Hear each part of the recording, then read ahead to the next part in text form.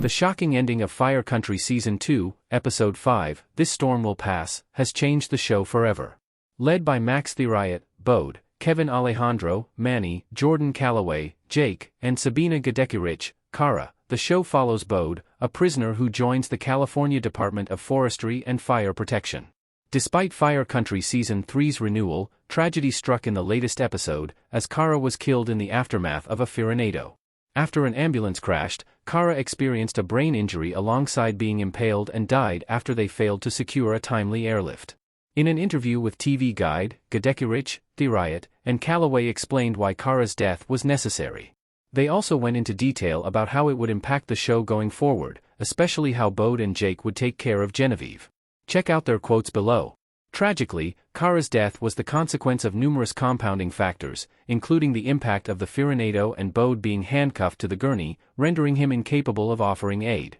The Firenado prevented a rapid emergency response, leaving little chance of saving Cara after the ambulance crashed.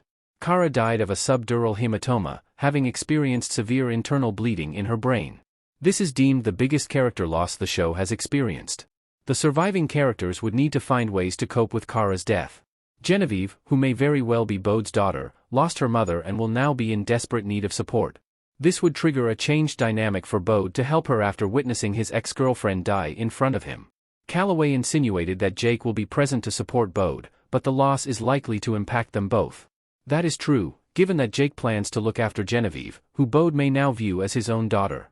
The massive scale of the Firenado and the horror of Cara's death changed the show's direction going forward. As Fire Country prepares for a potential sheriff spin-off, Episode 6 will introduce Morena Baccarin's character, Mickey Fox, as everyone responds to the recent tragedy. Furthermore, show co-creator Tony Phelan hinted that details about Bode possibly being Genevieve's biological father may finally get settled by the end of Episode 6.